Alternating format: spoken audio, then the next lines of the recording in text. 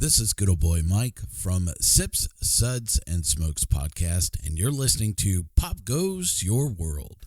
I'm Chris McBrien, and the pop culture from Generation X is everything to me. And I'm Derek Myers, and I'm here to educate Chris on the great pop culture of today's generation. Episode 161, TV Supporting Characters.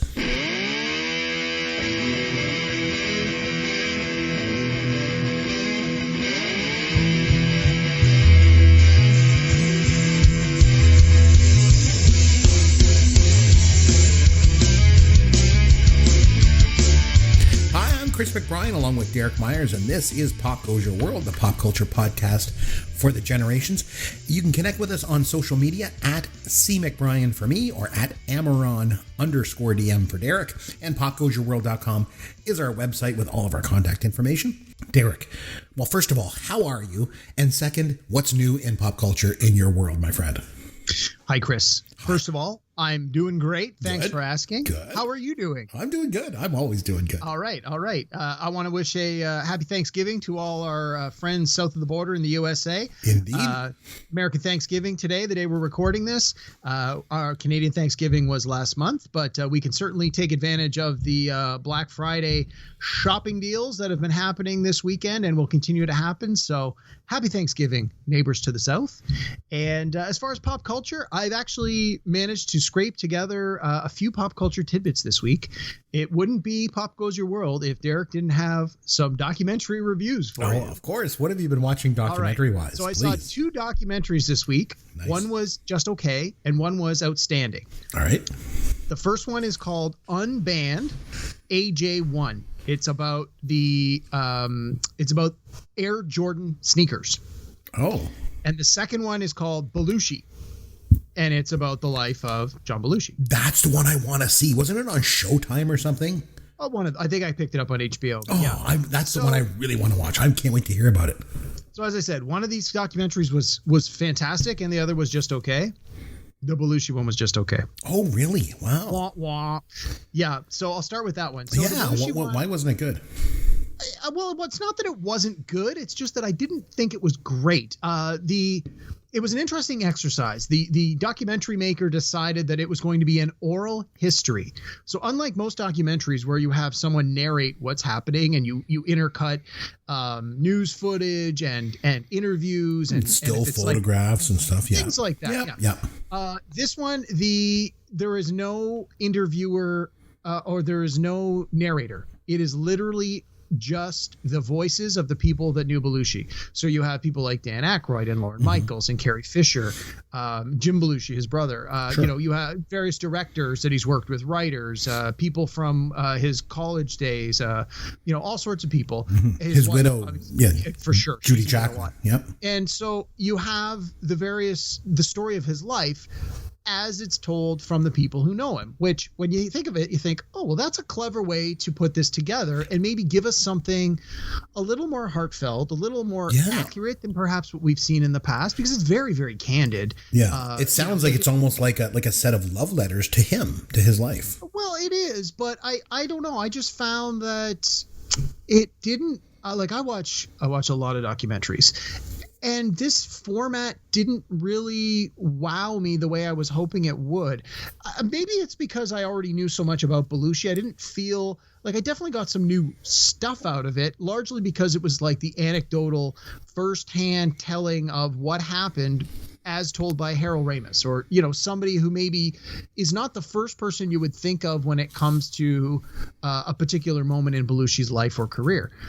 But at the same time, it hit all the strides. They didn't really cover anything completely new. So it runs almost 2 hours, which I don't think it needed to be that long, but it's obviously been in the works for a long time, because you had Carrie Fisher who has now passed. You have Harold Ramis. Harold Ramis died, didn't he? Oh yeah, he's died a number of years ago. Yeah, a number of years ago. He's in it. There was a few people who have died in the last few years who are featured prominently in it, whose voices are in it. Like, obviously the whole thing was done over the radio and the internet, I would assume.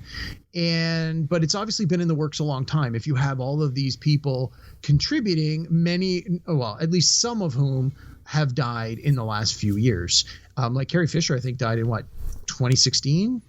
I mean, if you're a big fan of Belushi, and I know you are, Yep. like watch it, like look for it, seek it out. I think you'd enjoy it. But if you're just the casual, I don't really know much about him, maybe I'm like, I don't know if you want to give 2 hours to it. The other one I watched that was really good is called Unbanned AJ1. It's about Air Jordans, the sneakers. And if you've watched the Michael Jordan documentary that was released on Netflix earlier this year, in one of those episodes, they do touch on the sneaker component of Michael Jordan's career path briefly in one of the episodes. I think they spent about 5 or 10 minutes on it, sort of the broad strokes. This documentary runs about 90 minutes. It is a who's who in the world of pop culture today, and it features so many artists and athletes and performers and designers and shoe collectors and social media influencers and just all of these people who have whose lives have been touched in some way by the Air Jordan sneakers and what they did to change things in the mid 80s when they came out.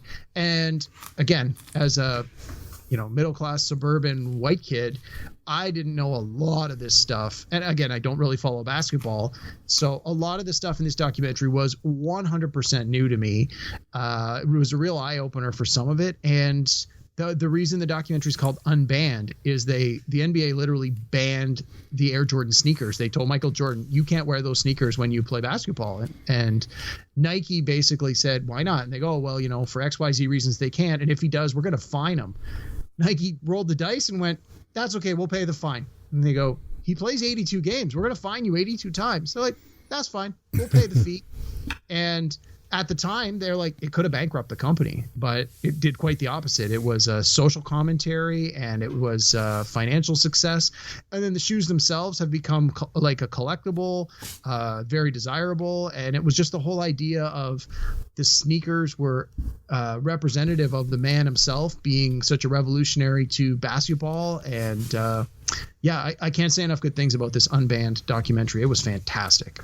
So yeah, Very two cool. two documentaries, both good, but the Belushi one was not so good. great. The I get Unbanned it. one was really, really good. And if you do watch the Unbanned one, watch it all the way to the end, because there's a lot of I don't want to say outtakes during the credits, but they interview a ton of people, and it's a lot of them saying funny and inappropriate things that didn't really fit in the documentary that they obviously didn't want to leave on the cutting room floor. So I had a lot of good laughs while the credits were running. So Nice. I got a couple things too. You be proud of me. I've been watching a lot of newer things. So I mentioned before I started watching Cobra Kai. Although it's newer, it still is rooted in the 80s, right? We moved on to season 2, so I've really been enjoying it. It's quite cheesy, but I mean it's good. I like it. And the other week you were mentioning a show, and I thought, well, we got to take a look at this. So I talked to my wife, and we started watching The Queen's Gambit because you mentioned it was really good. I really like it. It's really good. It's really good. And it's so funny. I was reading just today in the news that 100,000 people a day are signing up at chess.com, and eBay has reported a 237% increase in searches for chess sets as a result of this show, which to me is a little bit amazing because as much as I enjoy it, the one thing with the show is it's quite slow. It's a very slow story. the first couple episodes are very slow. That's why I told my wife I know she won't like it because she'll never get through those first 2 episodes. She'll watch them all on fast forward, which it blows my mind that anyone can watch something on fast forward and then continue to watch it after that. But now I think you mentioned that it's only 7 episodes and it's done. It's a self-contained 7 1-hour story. episodes. Yeah, it's based on a book, and the book is loosely based on a real life thing. Because someone asked me that today. They're like, "Is there going to be a season 2?" And I'm like, No, this is based on this person's real life.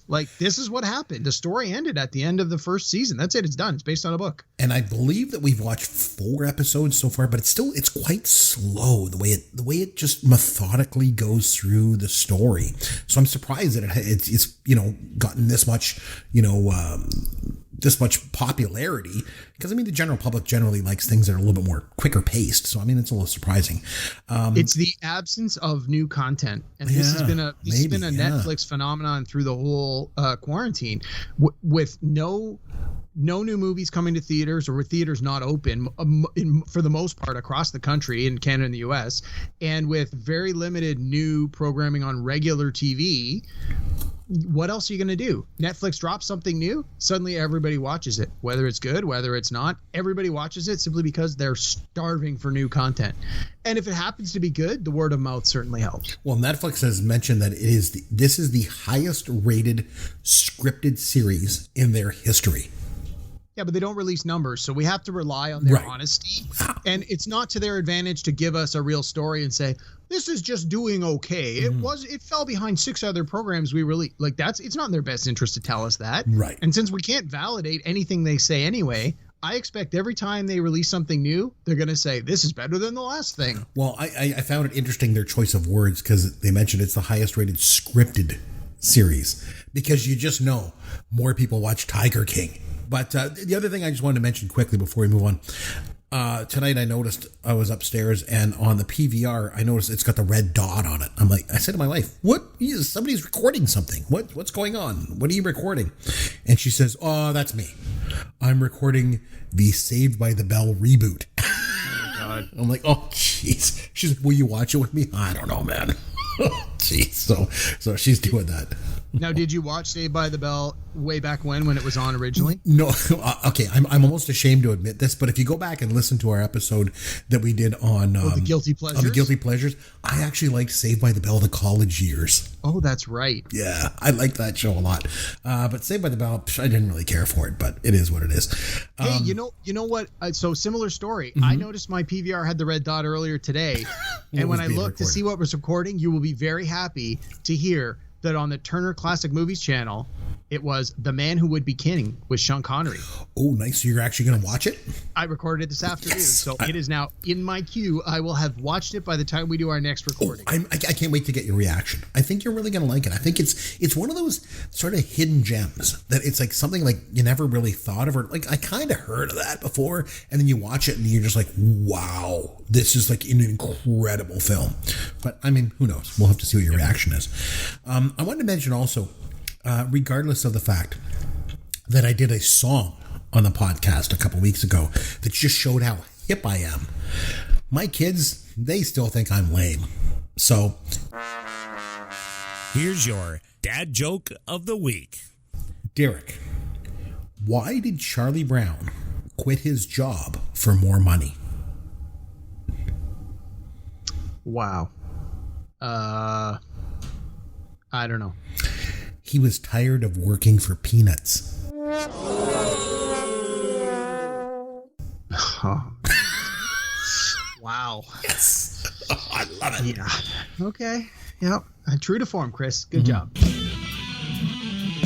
Let me tell you about this Dukes of Hazzard remake I've been imagining. What are you doing? Some of this stuff was just too wacky for me. I am the crotchety old guy who just hates everything new. They're always having parties. And then I also watch Three's Company. This is my lot in life. Nostalgia is a powerful drug. It's him and so in a romantic relationship, and they open an ice cream store. It's a dinklage. He was always making moonshine. He went on to do gay porn.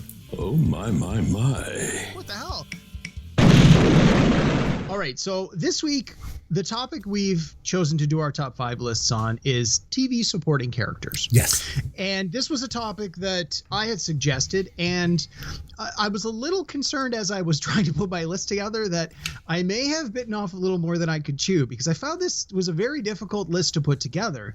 And before we get into the top 5s, I want to talk a little bit about just the whole idea of supporting characters. Okay. But let me set this up a little bit. So you and I spoke about how we were going to classify a supporting character. And one of the caveats I had suggested to you was let's stay away from animation, because with The Simpsons and South Park and Family Guy and American Dad and King of the Hill, there are a lot of very strong, and BoJack Horseman, there's a lot of very strong animated shows that have been on the air over the last 20 or 30 years that are full of fantastic characters, both lead, supporting, and guest characters, that may be a good topic for a future discussion to talk more about animated primetime shows. Sure. So we'd sort of put that down as a rule, is let's just stay away from animation and let's stick to real life live action. Even though Eric Cartman is one of the greatest supporting characters that has ever been in the history of television. And there's a few animated ones from those other shows I mentioned that are easily going to be in my top 5 if we ever do that one. The other thing for me personally is the way I was trying to imagine this was I was trying to think of a character. So, the caveat obviously is this is our personal list. Right. We're not looking for the supporting actor or actress that has been decorated the most by the awards committees or things of that nature, or has been on the show with the most views or has made the most money. Although there are certainly a few on my list that might fall into that sort of vein. They don't all, and they don't need to. And for me, what I tried to imagine was, could this person be removed from the show and would the show still have legs? Like, how vital is this character to the inner workings of the show and the relationships of the characters? Could you recast this with someone else? Would it work? Could you say this person left the show entirely? Would it work? And so that was sort of how I really tried to come up with my list. Was I wanted someone who was so integral to the program that I couldn't imagine the show without them or their role being played by anybody else.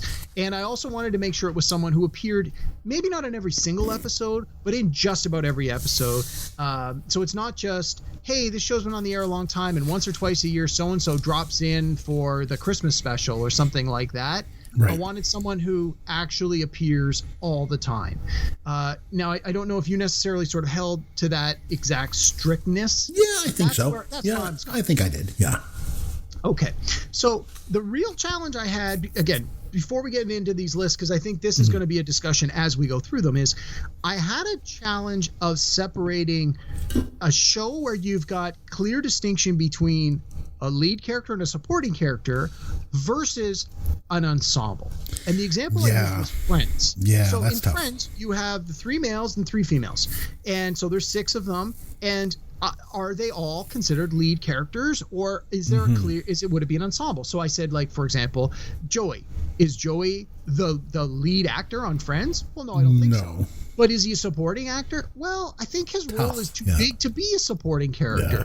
Yeah. And if you look at the economics of it, the 6 of the performers, they all got paid the same. Yep. And because they all got paid the same, I think they pretty much got equal-ish screen time. So there's a lot of shows where, as much as in my mind I felt, well, that character was clearly intended to be a supporting character, very quickly it became more of an ensemble. Now, in all fairness, I do have at least one person on my list that I think could be classified in an ensemble, and when we get to them, we'll talk about it a little more.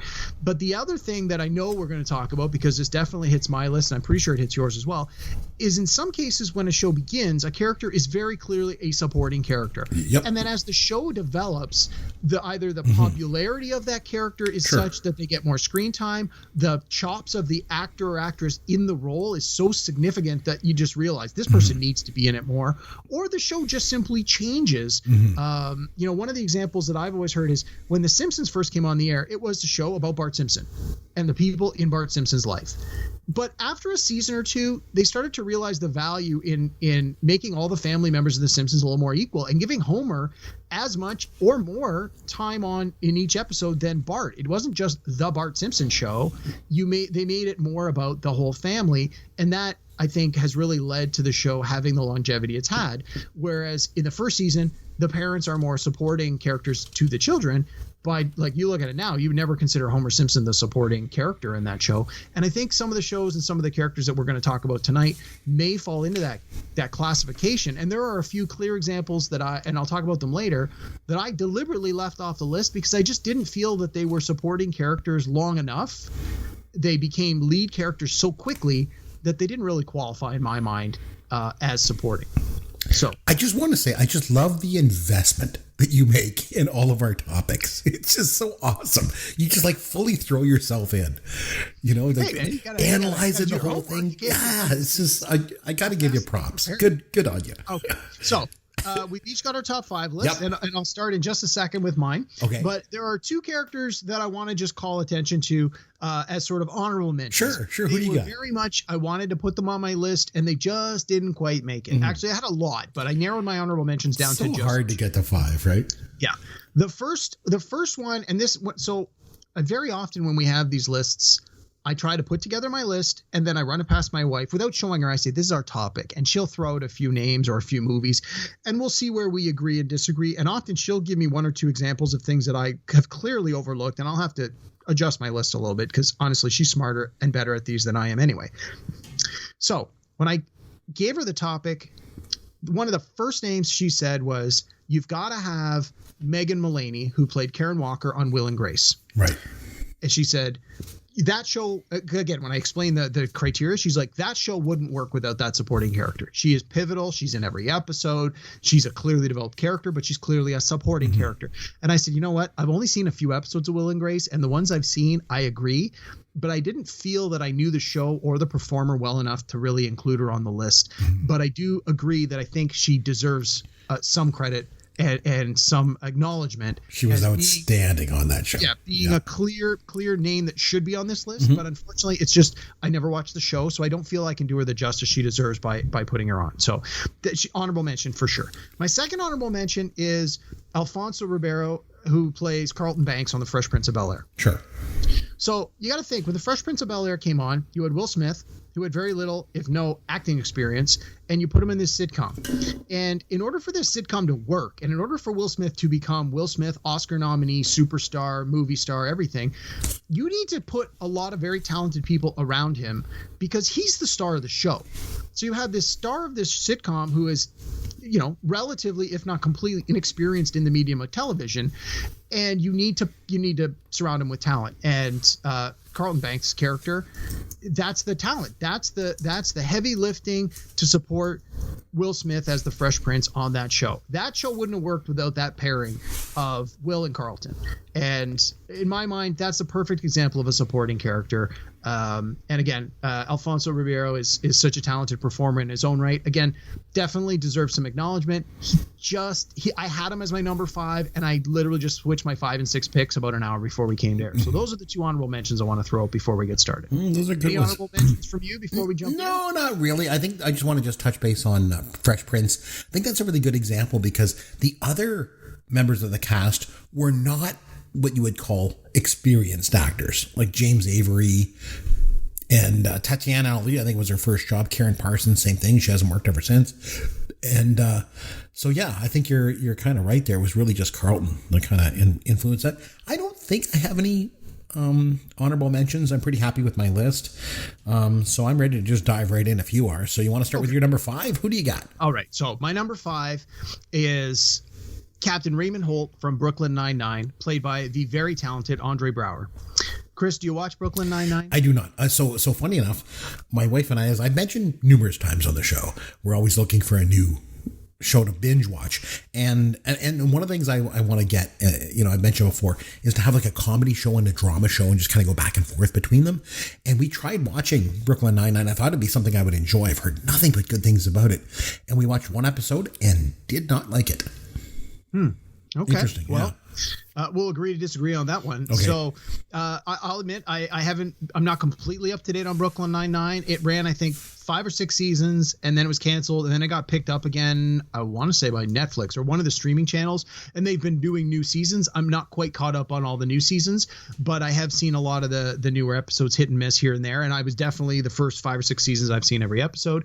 So for those who maybe aren't as familiar, it's a sitcom that takes place in a police precinct, and Andy Samberg, formerly of Saturday Night Live, is the male lead of the show, and Andre Braugher plays the captain of the precinct, who is the, and I use this term with air quotes, the straight man to Andy Samberg's lead character.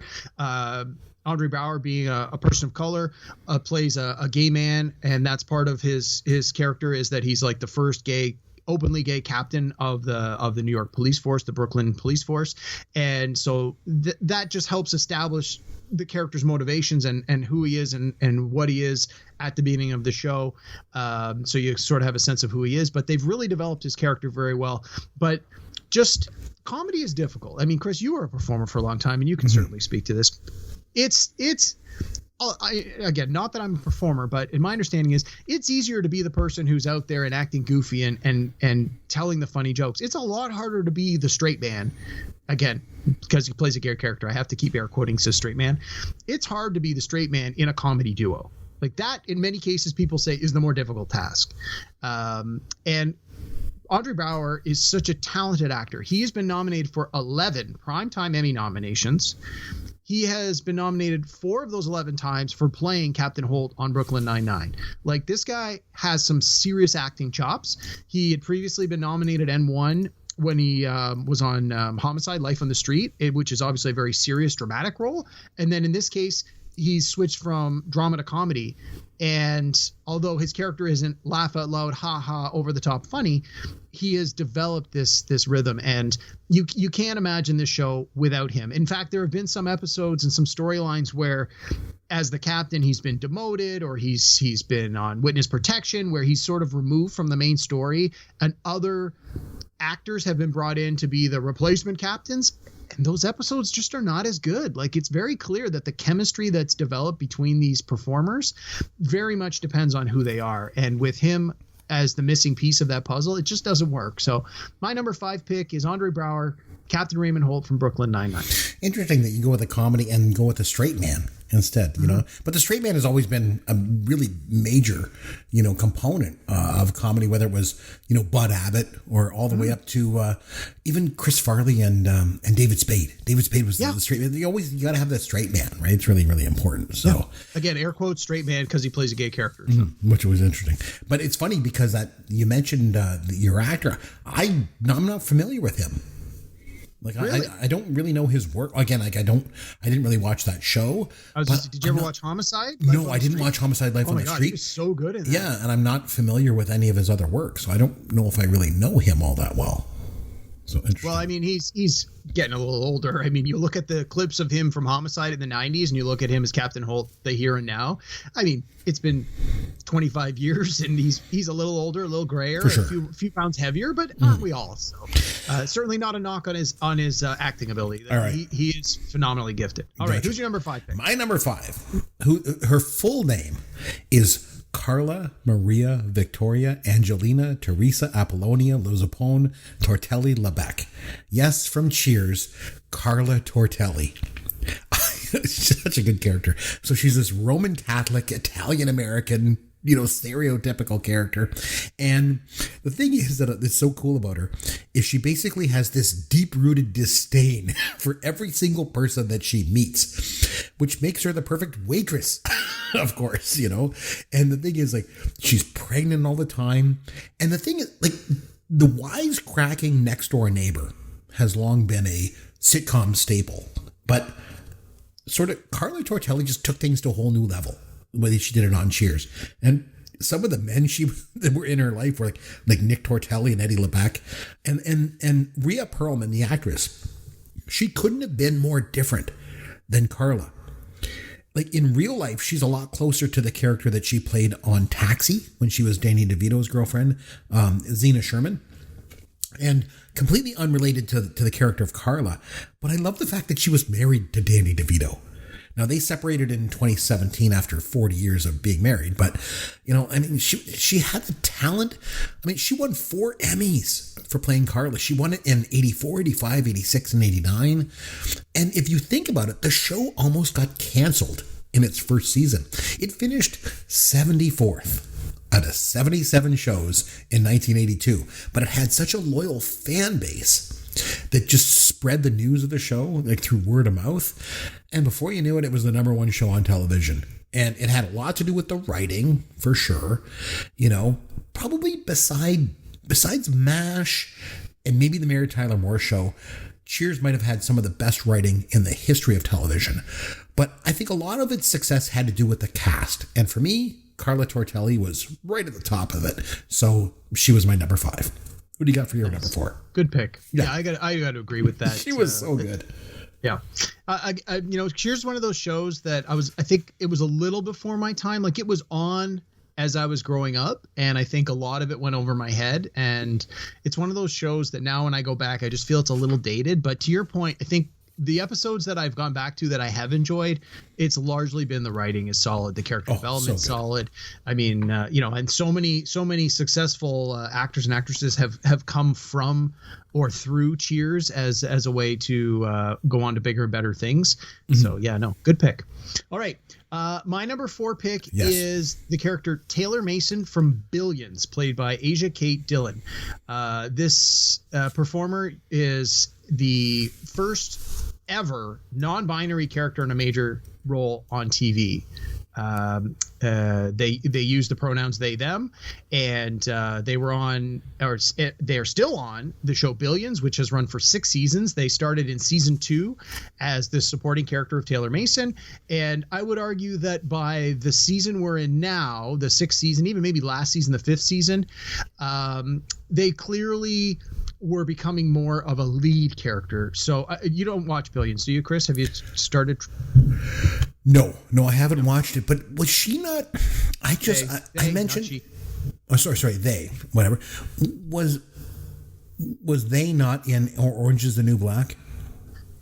Yes, which is a show I have not watched, but I believe you just finished binging the series, right? Yes, like my wife and I just watched it, and I want to say that that this actor was a like one of the Nazis in it or something. Like I remember that. Like that, yeah. Again, I haven't seen it, so I can't say, but I know that their performance was, touted as being quite strong in Orange Is the New Black, and they've been amazing in Billions. So just, again, for people who maybe haven't seen Billions, the premise is there's a hedge fund manager who's like uber rich, hence the billions in the title. And there is the Attorney General of the United States, or I think he's the Attorney General of New York State at the beginning. And the two of them have a shared history, and they are at odds with each other. And the lawman is trying to catch the investor who is really shady, and the shady investor is trying to do all sorts of shady things and trying to avoid the persecution of the law. And the dichotomy of these two characters was interesting in the first season, but wasn't really necessarily going anywhere. Like it sort of was like, okay, yeah, good versus bad, we get it. And then in season 2, they introduced this character of Taylor Mason, and it was a real wild card where the character came in and sort of put both of these other major lead characters on their heels in a lot of regards. And there's now this sort of 3-way power struggle between these 3 characters on the show. Again, this isn't really ruining it if you haven't seen it, but it's something to look forward to if you're planning to watch it. And I couldn't imagine this show working without Taylor Mason in it. They're again, a fantastic addition to this show in the second season, originally as a strong supporting character, and very quickly within a year or two becoming arguably one of the 3 leads on this show. So my number 4 pick is Taylor Mason, played by Asia Kate Dillon from the show Billions. There you go. All right. Well, I'll tell you what, staying true to form, you mentioned newer shows, I mentioned older shows. And as I'm sure you know, Derek, one of my favorite TV shows of all time is WKRP in Cincinnati. And most people think of Dr. Johnny Fever when they think of that show, and rightly so. I mean, Howard Hessman created, this iconic TV character, for sure. But however, my favorite character on the show was always one of the supporting characters. Although you could argue, like you had mentioned, they were all kind of supporting characters because it was an ensemble cast. Sure. But interestingly, on the first season, though, just to get a little bit of a tangent, the only 2 actors in the opening credits were Gary Sandy and Gordon Jump, Travis and Carlson. Yeah, I remember that. Yeah, they were supposed to be the leads for the show, but I think the supporting characters were so strong. The show started to kind of feature everybody a little bit more evenly. But of all the supporting characters, my favorite was none other than Les Nessman. I thought you were going to go with Herb Tarlin. No. But good pick. Les Nessman's a good pick as well. Richard Sanders was just so good in that role. Like there was a rumor for a long time that he sang the opening theme, but it wasn't him. It was a singer by the name of Steve Carlisle that sang it. But Richard Sanders was a singer. His character was so interesting in just so many ways. So Number one, he was like this like anti-communist kind of guy that used to come out and rear its head, and also his sexuality was always called into question. And it got started early in the show. It was like the third episode of the show. It was called Less on a Ledge, and it featured him. He was threatening to jump off the building to his death because one of the athletes on the Cincinnati Reds thought he was gay. And the episode was all about the stigma of homosexuality back in 1978. And there was this whole subplot going on about Johnny suggesting to Herb that Jennifer had a sex change operation. She was really a man. And all the characters are on the offensive and they're trying to, stand up for Les. And then it was interesting. Les calls the ball player at the end to sort of mend fences. And right before he hangs up the phone, he says, "Goodbye, Bruce." And it got this big laugh because the joke was Bruce was considered a stereotypical gay name back in the 70s. I'd heard that before. Yeah. When they did The Incredible Hulk, they didn't call him Bruce Banner. They called him David Banner for exactly that reason. They changed it to David Banner, Bill Bixby's character. Yeah. You're right. And they did that just because of the implication that name Bruce had in 1978. So that's really interesting you mentioned that because it's true when they did The Incredible Hulk. But anyway, back to Les. So there was this recurring theme of his masculinity that was always going. I remember there was a show at Jennifer's apartment. Steele Hawthorne was like her boyfriend. And he says to Les, he's like, "I think a man's name says a lot about him." "What did you say your name was again?" He's like, "Les." And remember he had the tape around his desk on the floor to signify where the walls would be, if he had. That's what I always remember is the thing. And I always thought it was interesting that despite the silliness of the idea, everybody he worked with respected it.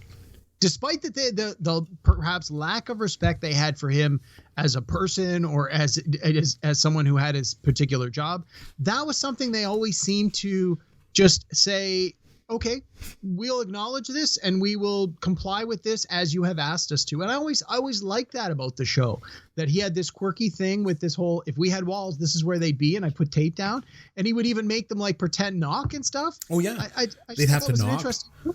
And then there was times when Andy would pretend he would like lean in, like he was holding onto the door and leaning into the office to talk to Les because they respected it so much. And then there was the whole thing with the Silver Sow Awards and you can touch my carts, but you can't ever touch my tear sheets. Touch my carts, but never my tear sheets. And then, of course, there's the episode where he covers the infamous Thanksgiving turkey drop, and where he's like, "There's a helicopter coming into view.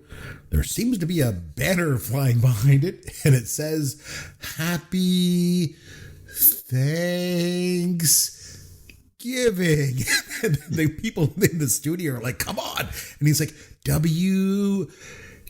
They're like, "Come on, get the call letters out." And then when the turkeys start dropping and he's like, "They're crashing into windshields. My God, the humanity." Oh, the humanity. Such a memorable show, memorable cast. But to me, none were more memorable than Richard Sanders' Les Nessman. So he's my number 4. So. And it's timely. I think I've seen that Les Nessman, the humanity, in my social media feed at least a dozen times today. Because again, Thanksgiving in the U.S. Perfect timing. So everyone's sharing. Good pick. All right. Okay. So you're number 3. Who do you got? Number three. Okay. My number 3 is Jesse Pinkman from Breaking Bad, played by the very talented Aaron Paul. So that's a good one. Yeah. Breaking Bad, a huge TV show in the last decade or so, ran 6 seasons. Although they broke them up, you could argue it was really more like 8 seasons. But Jesse Pinkman was the supporting character to Bryan Cranston's Walter White. And again, it's like a lot of these shows, the main character works, but the main character works better when there's strong supporting characters. In some cases, the supporting character is like a foil to them. In the case of comedy, very often you have this foil. In some cases, you have sort of the yin yang where it's like the good versus the bad. Or the supporting character acts as the conscience, if you will. You saw that a lot with like Fresh Prince with Carlton and Will. You had like the angel and the devil on the shoulder kind of thing. With Breaking Bad, it was sort of that same idea with the good bad, where the start of the show, you have Walter White is, can do no wrong. He's a good man in a bad situation. And you have Jesse Pinkman as the supporting character who is already, quote unquote, fallen. He's clearly already a criminal. He's clearly already a drug dealer. He's a bad seed, but there's potential there. And so you sort of have these two characters that end up supporting each other. And that definitely drives the direction of the show. And again, you could argue by the end of the run that Jesse is no longer a supporting character and is almost in every way an equal lead character to Walter White, even though the show is really the Walter White saga. The role of the character of Jesse Pinkman is vital to Walter White's story playing out the way it does. And in many cases, you can sort of see the rises and the falls in Walter White's character based on how he interacts with Jesse, how he early on sort of the teacher coaches him and nourishes the seed of genius that he sees. And then later in the series where he starts to screw him over, it's like, he kills again, spoilers if you haven't seen Breaking Bad, but hey, if you haven't seen it by now, that's on you. Later in the show where Walter White, kills Jesse's girlfriend and threatens to have killed some of the people that Jesse feels close to down the road. Like, it's this manipulation of the character. It's, again, the supporting character of Jesse in Breaking Bad is vital to the development of the Walter White character and the slipping of Walter White from good to bad as it's compared and contrasted to Jesse. So again, at the start you have Walter being the good and Jesse being the bad, but by the end those roles have clearly changed, where you get the sense that Jesse may have had a bad deal for a lot of his life, but he's starting to make better choices, and whereas Walter's becoming the bad of the bad. So you need that sort of yin and yang in order to really illustrate how the lead is falling from grace by having something to compare it to, and Jesse certainly is that in Breaking Bad. Just a couple of notes about Aaron Paul. He's been nominated for 8 Primetime Emmy nominations. 5 of those are for playing Jesse Pinkman, and 3 times he's won for playing Jesse.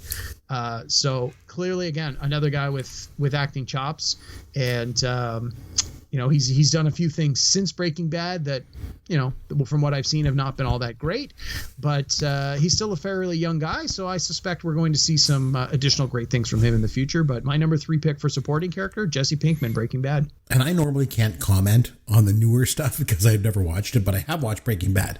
And I agree, his performance, he could have easily played that character as this sort of ironically detached millennial, type character, but it's all about redemption. And even the parts with the gangs and he doesn't want to kill the kid at the park and stuff, what Aaron Paul did with that character was outstanding. That's a great pick, bud. Good. Okay. So in all fairness, this is one that I had overlooked, and I reached out to my friend Jamie, and he had suggested this one, and I felt kind of silly for having overlooked it. So my tip of the hat to Jamie. Thank you for that suggestion, bud. I'm going to go a completely different direction for my next one. So my number 3, as you know, I've made a bit of a personal mission in my life to introduce my 2 young boys to everything I can from Gen X, movies and music and TV shows. And we've watched a lot of Sesame Street together. And although the show is still in production, Sesame Street was at its best back in the 70s. And the character on the show, my favorite character for sure, is Cookie Monster. And he's my number 3 pick. I love Cookie Monster.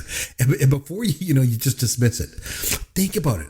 He's basically a walking id. Frank Oz has done a lot of incredible things over the years. I mean, hell, this is the man that gave Yoda, to the world, right? But what he does with Cookie Monster is outstanding. It's not just the googly eyes. It's easy to think of this character as a mindless blue carpet that just eats cookies. And sure, I mean, he is that. But there's something sort of powerful for me in the way how simply he sees the world. There's one scene that he has with this little girl, and he asks her if she likes cookies, and she's like, no. And he responds, he's like, you don't like cookies, how we be friends? I mean, just his language is all broken up into single words, and half the time they're not even proper sentences. But there's something that's just really incredibly basic and honest and real about this character. I love how he just chews up the cookies and they just fly everywhere. He doesn't even eat them, right? And then how he eats everything. There's one where they do, you remember the news flash they used to do with Kermit? And Kermit would go to like different fairy tales and things like that. Would he be in the trench coat? Yes. And he was a news guy with the microphone. And I remember the one he did with the princess and the pea. And of course, the princess is Cookie Monster. And Cookie Monster just eats all of the mattresses.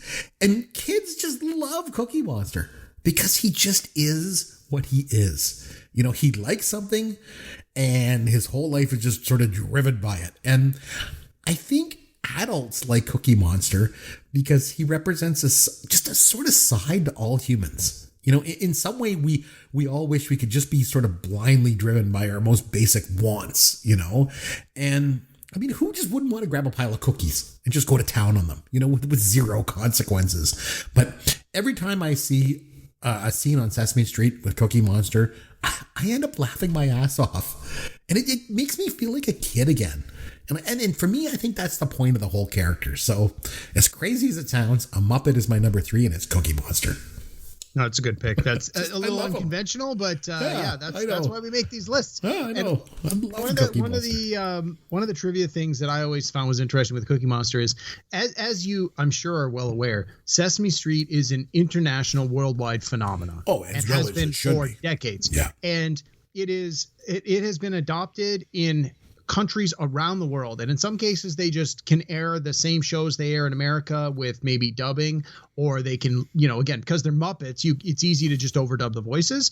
But in other countries they have original programming where they've had to tweak the characters a little bit for a number of reasons. And I know I want to say it's somewhere, perhaps I think it's in the Middle East, instead of Cookie Monster, because you know, it was hard for children to relate to Cookie Monster because kids didn't necessarily have the kind of access to sweets and cookies like they did in the US. They changed it so that the character, instead of wanting cookies, wanted yams.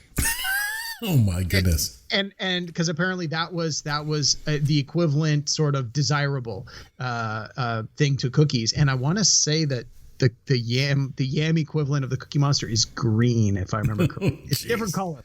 So again, different cultures have adopted these ideas. Like you said, right? It's the character is still played the same way, but you had to make that one small concession, right, in order for it to appeal to children from a different part of the world and a different culture to relate to it. You had to just make that small change. And I always thought that was interesting that was the concession was, we're not going to make that he loves cookies. We're going to say that he loves yams. It's like, okay. Fair enough. He likes eating beets. And the thing is, I remember hearing too that they wanted to make Cookie Monster more PC. So in recent years, they may have had him eating like vegetables and stuff like that. I don't know if any of this is true. I don't watch anything new. I don't know. But I make my kids watch all this stuff on YouTube from the 70s. And we just love it all. And I mean, just let him eat the cookies. That's the whole point, is just that walking id that he is. I don't know. I just love him. Okay, so you're number 2. Who do you got? All right, my number 2 is CJ Craig from The West Wing, played by Allison Janney.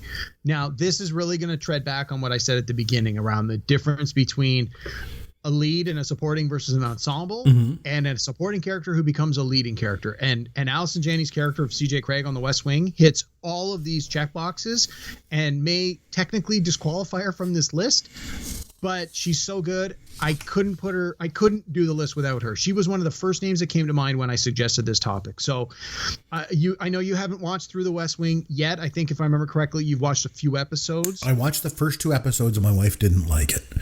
So I kind of was, pulled back from watching it, but I thought it was fantastic from what I saw. Which it is. And I mean, those first 3 or 4 seasons when Aaron Sorkin does all the writing, like it's never better. And so Allison Janney plays CJ Craig, who for the initial run of the show is the press secretary and is clearly a supporting character, but is also clearly part of the larger ensemble, which in The West Wing is all of the senior staff that report to the president. And this is one of those ones where it was kind of hard to differentiate between, well, who's the lead and who's the supporting? Because when you're doing 20 or so shows per season, if you were to like literally time the amount of screen time and count the amount of lines that the various characters have in a show like this that's so dialogue heavy, I gotta think it's a pretty flat line when you compare characters to characters. But It is what it is. CJ was listed as a supporting character for the first few seasons. In fact, the first 2 years this show was on the air, she was nominated for Emmy for Best Supporting Actress and won the first 2 years. And then in the next 4 years, she was nominated for the lead actress and she won twice. So for 6 years in a row, Allison Janney was nominated for Primetime Emmy for playing the same character. And of those 6 years, she won 4 times. And again, the first 2 years supporting character, the next 4 years as a lead character. So again, this is an example where the critics and the people watching the show, and I'm sure the writers and producers as well, just realized this performer is so good in this role, and this character can be so much more than we have maybe originally envisioned her to be, that she deserves to be on the same level as all the other lead performers. And so her role changed over the course of the show, but her value to the show certainly didn't change, or at least got better, if anything. So again, I just want to talk about Allison Janney for a minute. She's been nominated for 11 Primetime Emmys, and she has won 7 times in her career. She's won a Golden Globe. She's won an Oscar. Like, she is the tour de force. She's the real deal. She is exceptionally talented. She's won for comedies. She's won for dramas, and she's unlike any performer that's out there, and is every bit deserving of all the accolades she's got. And those first few seasons of The West Wing, I cannot imagine anybody else in her role playing her character, spouting the dialogue that she presents and doing the things that she does in the way that she does. It just, going back to my original criteria, you could not have recast this with somebody else and had the same amount of success. I don't believe it. There's that X factor that she brings to this that it's impossible to replicate. And so she was definitely near the top of my list, and she's my number 2.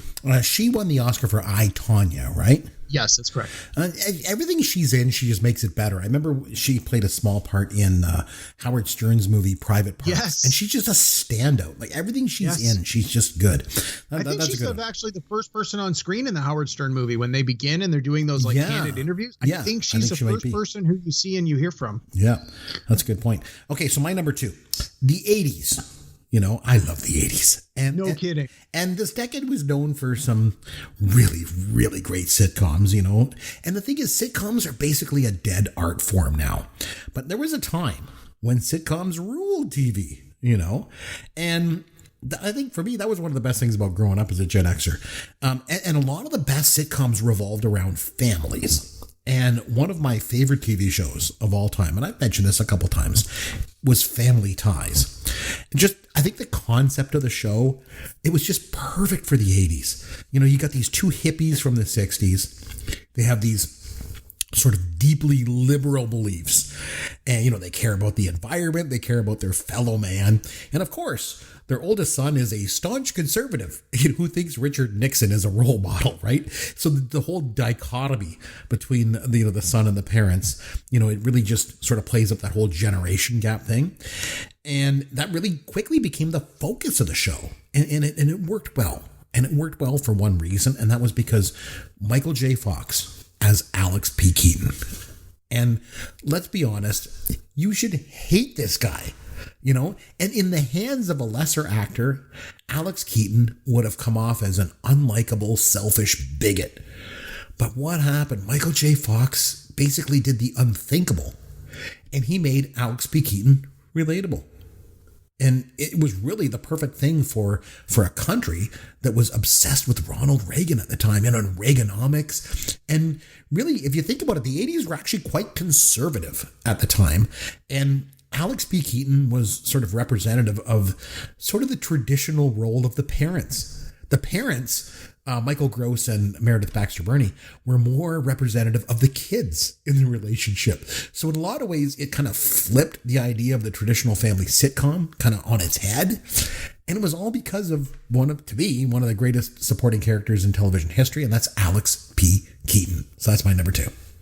I think he's another example of someone who, although he was clearly supporting at the beginning, became bigger as the show went on, and more of the episodes, from what I recall, tended to focus around. And I mean, obviously, Michael J. Fox became a powerhouse, right? Like, he was in Back to the Future and Teen Wolf in the same summer, and then came back to do how many more seasons of Family Ties? Like, it's hard to make that guy the supporting character at that point. People tune in to see this performer that they've grown to admire and enjoy the work of through these other mediums. So, but yeah, definitely at the beginning, a supporting character, and yeah, for sure, he's you can't imagine that show without him in that role. Exactly. All right, so now we're getting down to it. You're number one. All right. When I first proposed this idea, this was the very first name that popped into my mind. Okay.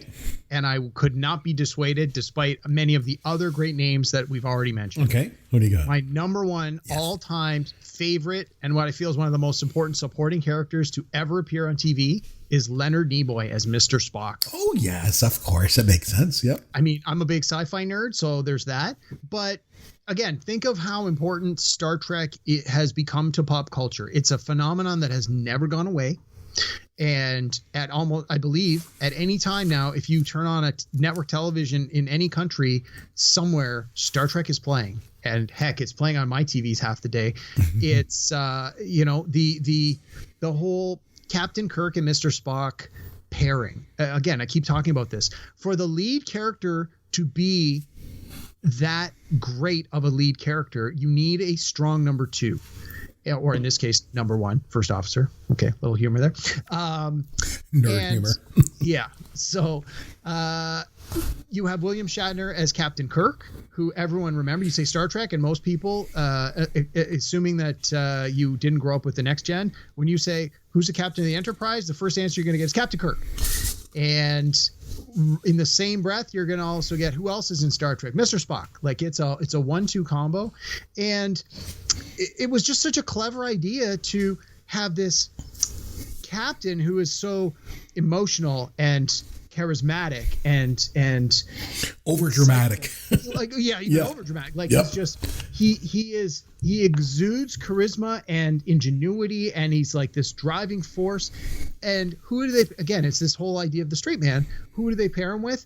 The literal unemotional Vulcan first officer, who's all about logic, who doesn't concede to emotion. It's all about, just the facts. He is the literal straight man to Kirk's emotional onslaught of every emotion you could have, the desires and the fears and everything else. And you have that balanced by Mr. Spock, who is the very much the neutral, well, not necessarily neutral, but the very controlled, lack of emotion, logical first, right. And so you have what generally you would have in a comedy duo, you have in a serious dramatic duo, and it works so well. And again, this pairing of these characters, this idea of the emotional human with the unfeeling Vulcan, has been carried forward through this science fiction convention over the years, over the iterations of the show. They did they only did 3 seasons of the show in the 60s, and I just looked this up this week. Leonard Nimoy was nominated for supporting actor all 3 seasons he was in Star Trek. I had no idea. So. Yeah. He didn't win, but I got to think in part because people probably didn't take the show that seriously. They didn't. No. But you go back and watch those original Star Trek episodes, and sure, some of them are pretty cheesy, and even by today's standards and being sci-fi, you sort of have to laugh at some of them. But I think the message behind so many of those shows is so strong that they're worth watching, and the performance by Nimoy to consistently be the unfeeling, unemotional, logic-driven character, and to be able to take it seriously and stay in character and make it work. And it does. It works so well. Yep. And then you have those very rare occasions on the show where, for whatever reason, he has to display emotion, and those scenes are even more powerful because that, like, something has happened that is so unexpected. Like, I can remember one of the episodes where Mr. Spock and Captain Kirk have to fight to the death, and Spock thinks he's killed Captain Kirk. And of course, it's been this trick where Kirk has taken these drugs or whatever to make himself look dead. And then at the end, Spock comes back on the ship and he's like, I will be turning myself over for court-martial. I've killed my captain. And then when he finds out the captain's alive, he like smiles and he cheers. He's like, oh, Jim, I'm so happy you're alive. And it's like, this is the first time we're seeing Spock display emotion, and it's just like, wow, it was just that much stronger a performance to see it for the first time. And yeah, I can't imagine a more influential or powerful supporting character than Leonard Nimoy playing Mr. Spock. And it's a role that he continued to play his whole life and that he was known for forever and ever. And, you know, when he passed away, I mean, it was sad for me because I had always admired his work, but his importance can't be underplayed. And I think the Mr. Spock is definitely my number one supporting TV character of all time. Love it. Great pick. All right. So once in a while, a supporting character comes along that, you know, surpasses the leads and becomes the breakout star. You mentioned that earlier. And yeah, I was going to put Sheldon Cooper from Big Bang Theory on this list, but I felt that I didn't feel that he was a supporting character long enough in that run to count. But yeah. So anyway, sorry, I interrupted. Go ahead. No, it's okay. Like, we've seen these breakout stars happen before, like with Jimmy Walker in Good Times and with Larry Hagman in Dallas. I mean, that show was originally supposed to be about Bobby Ewing, but JR became the star. Alex P. Keaton, as we mentioned, you know, just before. But to me, the greatest breakout character in television history is also my personal favorite TV character of all time. And that's, of course, Fonzie. Hey. Hey. I got to mention, a few years ago, Henry Winkler was making an appearance at the Niagara Falls Comic-Con. And my wife made me stay home to help her organize a garage sale. A freaking garage sale, Derek. So to this day, I never let her live it down. I gave up the chance to meet my idol and my personal hero, the Fonz, so we could make, $50? Selling our crap to our neighbors. I'm not bitter about it, though. No, of course not. But anyway, when Happy Days first got started, like, if you think about it, it wasn't even a sitcom. It was shot on film. It was basically a TV version of Lucas's American Graffiti. I mean, hell, it even had Ron Howard in it, right? There's no laugh track in the first season, right? No, there was the odd one here and there. Very, very subtle. And the thing was, Fonzie wasn't allowed to be seen on a motorcycle. He wasn't allowed to wear a black leather jacket. In the first season, he wore a tan suede jacket. Really? Yes. It wasn't until the second season that the idiots at the studio started to understand that, they had a hit on their hands, and they kind of changed the format. They made it more of a sitcom. And they also realized that Fonzie was becoming this massive breakout star, right? I mean, there was a period of time when I was a kid when Fonzie was on everything. He was on lunchboxes and magazines and t-shirts. I mean, you name it, it had his face on it. And at one point, they actually talked about changing the name of the show to Fonzie's Happy Days. But Winkler was totally against this, right? Because he just saw it as an ensemble cast. And the funny thing was about the character, too, his name was originally supposed to be, it wasn't supposed to be Arthur Fonzarelli, because Gary Marshall wanted to name the character Arthur Masciarelli, because Gary and his sister Penny Marshall, their original last name was Masciarelli. Their dad changed it to Marshall, I think just before Penny was born. And so he wanted to call the character Arthur Masciarelli. But he had a friend, Larry Gelbart, who had this hit show over on CBS called MASH. I mean, Happy Days was on ABC, right?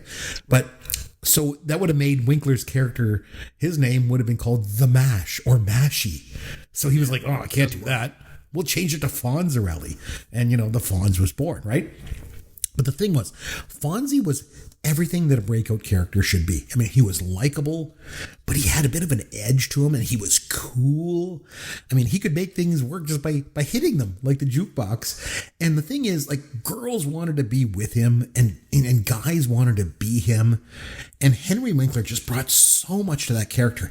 And just like I mentioned earlier with Rhea Perlman, with Carla Tortelli, how, she wasn't like that in real life. Henry Winkler could not have been farther from the Fonz in real life. If you've ever seen the movie Night Shift, he just played. You've seen that?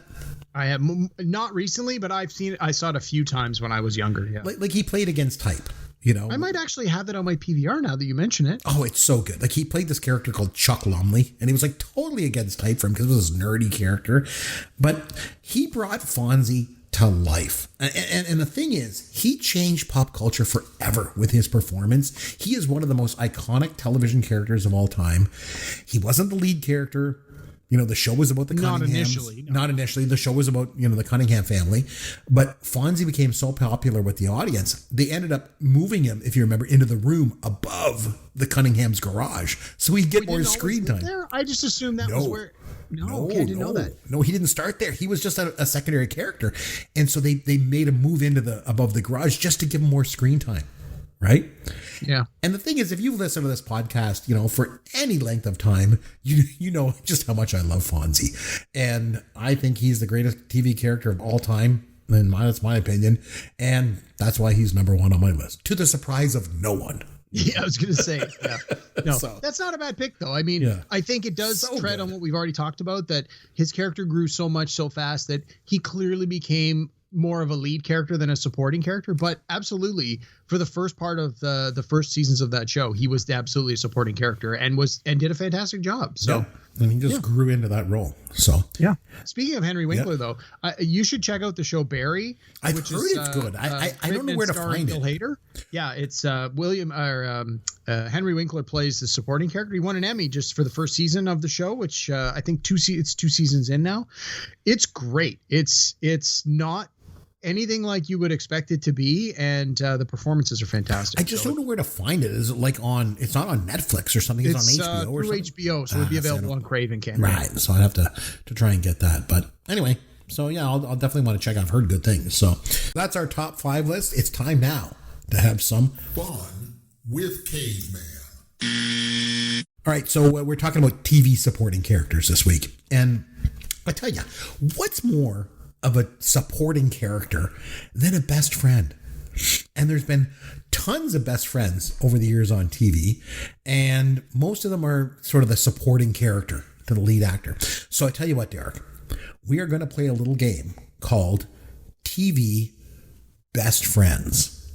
Nice. Okay. Best friends, it's TV's best friends. Oh, that was awesome. New drop, bud.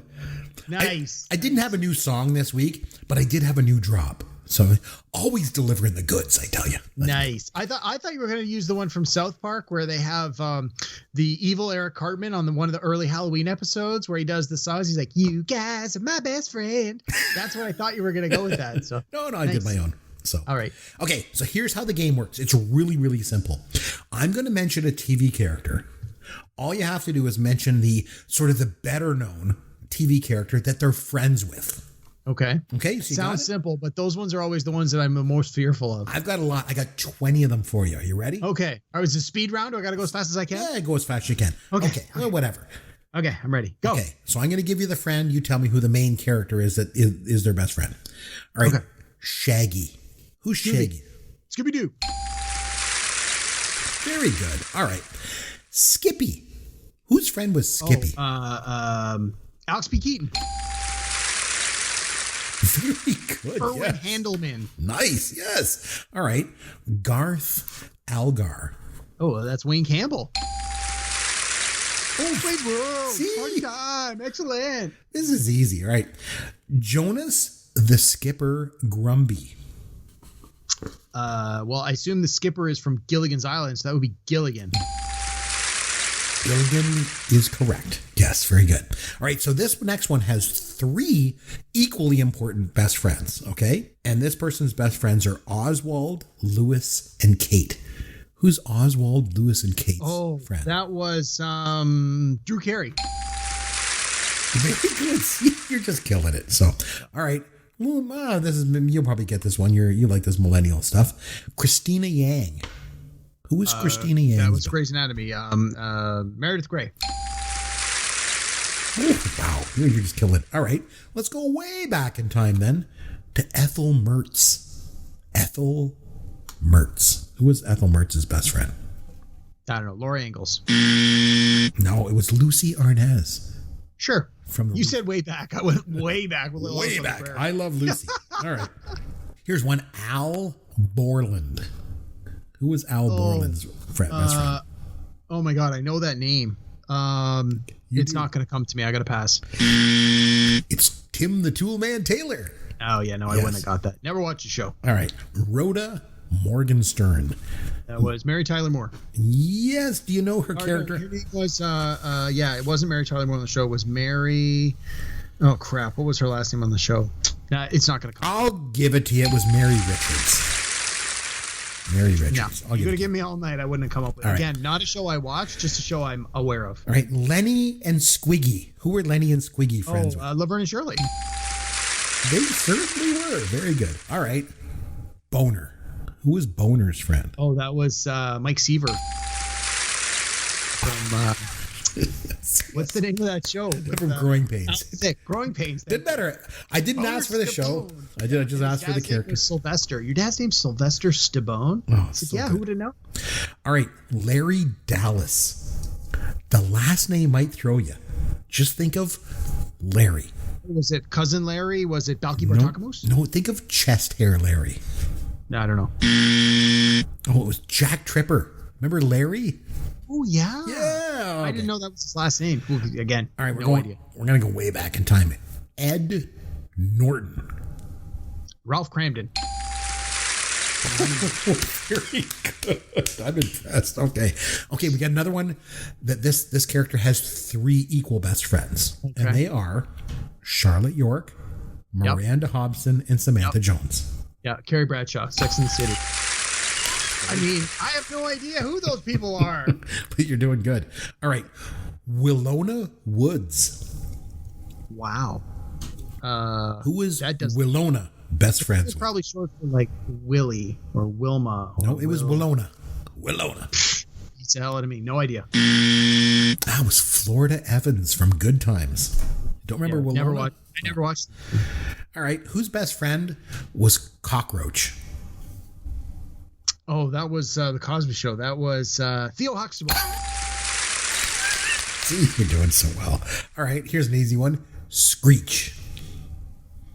Oh, that was your stupid Saved by the Bell. What was the main guy's name? It was Zach something. Is it Zach? Do you need the full name? Was Zach? You don't need the full name here. Zach something. I don't remember. It's Zach Morris. Morris. Yes. I might have actually got that if you give me no. Anyway. All right, how about I'm just happy you came up with Zach. how about the Gooch? Whose best friend was the Gooch? That was wasn't that Arnold from Different Strokes? It was Arnold Jackson. That's correct. Yeah.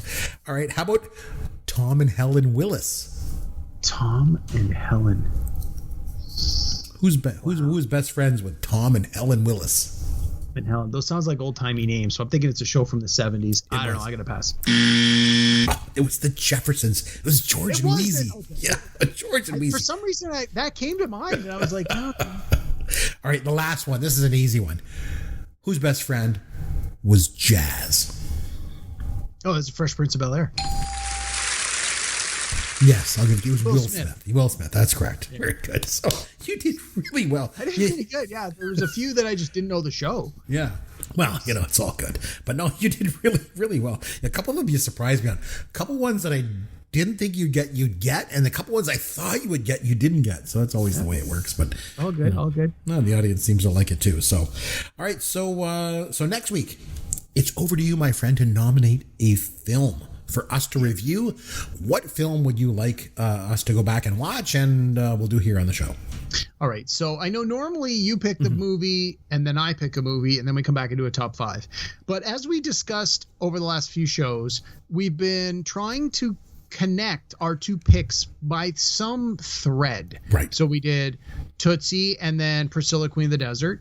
And then we did 2 Sean Connery films over the last couple. That's right. And so we talked off mic and we said, well, it's great that we're trying to do this linking, but I keep having to do the heavy lifting where I have to match mine to yours. So we decided to switch it. Okay. I have now free reign to pick whatever I want. Anything. And then you will pick something next week that somehow has a common thread with the movie we're going to watch. This is true. Whether it's same director, same performer, same year of release, some same sort of thematic element. Yeah. Yeah. You could pick. You've got to, just try to make it a little more of a straight line so that it's easy to follow. But again, I'll leave it to you. So we are coming up on the 25th anniversary of this film in about a month. It was originally released in January of 1997. And am I doing math right there? Yeah, the 25 years. And this is the Milos Forman film, The People versus Larry Flint. Ooh. Starring Woody Harrelson, Edward Norton, and Courtney Love. You had mentioned Cheers earlier with Carlo Tortelli as one of your picks, so that sort of inspired me to make this choice. Because of Woody Harrelson. Woody Harrelson, Yeah. of course. He was nominated for an Academy Award for this. This is a great performance. Milos Forman, the director, also nominated for Best Director. So the movie, it had some serious chop. I mean, and Edward Norton's one of my all-time favorites. He's good in everything, in my opinion. He's good in everything that he's in. He's an astounding actor. Yeah. This was a great film. I haven't seen it in a while, but I've seen it on numerous occasions. And, at its heart, it's a movie about freedom of speech. And the way things have been going around the world, and specifically in our neighbors to the south in the U.S., there have been a lot of discussions about various freedoms of including freedom of speech, of things that people can and can't say and can and can't do, and things that maybe have changed under President Trump that maybe might change again under President Biden. So I think this is a fairly relevant topic, despite the fact that the movie is as old as it is. And it'll be interesting to go back and see how this idea of free speech was framed in a film in the mid-90s, given that it follows the life and times of Larry Flint, who was the publisher of Hustler magazine. So it took place in the 70s, right?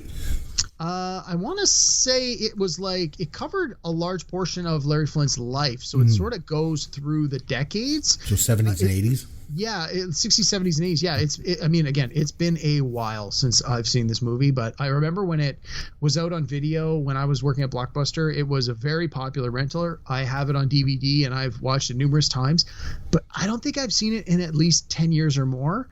But I do remember being quite strong and having a lot of good performers in a lot of supporting roles. So let's revisit it. And now, Chris, have you seen this before? So interestingly enough, we mentioned this numerous times on the podcast that I'm sort of stuck, in the year 1989. I have not watched anything after 1989, but I will say 1997 was a year that I actually picked up quite a few films and watched. I remember watching Austin Powers, the first Austin Powers movie. Liar, Liar came out that year. And I also remember watching, what else? The Howard Stern movie that we just mentioned. Private Parts. Excellent film. But I have not seen The People versus Larry Flint. No. So I think this, and it's interesting because it takes place more in a Gen X time frame, like I say, the 70s and 80s. So this should be very interesting for us to watch and for us to analyze. I've heard Woody Harrelson is interesting because I'm really interested to kind of take a look at his performance, because I just think of him as Woody, from Cheers. Yeah. And not having a lot of acting chops. But this should change your impression. Yeah. I mean, he was nominated for an Oscar, and I believe well deserving of it. I don't think he's necessarily made all of the best acting choices since then, but he has been in some movies where he's great, some movies where he's just done it for a paycheck, some movies where he's surprisingly good. But this demonstrates just how talented he is or was, and this is clearly him at his prime. At least that's my feeling, and we'll talk more about it next time. But I hope you enjoy it. It's a little on the long side. It runs 2 hours and 10 minutes. Okay. But when you do a biopic that covers the span of someone's life, you sort of have to make sure you hit those high points for the story to really get to where it wants to be.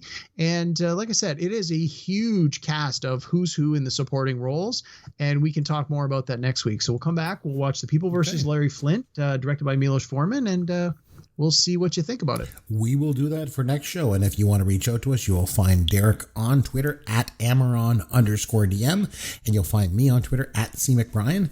And as I mentioned at the top, popgoesyourworld.com. That's our website. All of our contact information is on there. Reach out to us and we'll connect with you. Until next show, this is Chris McBrien for Derek Myers saying thanks for listening to Pop Goes Your World, the pop culture podcast for the generations.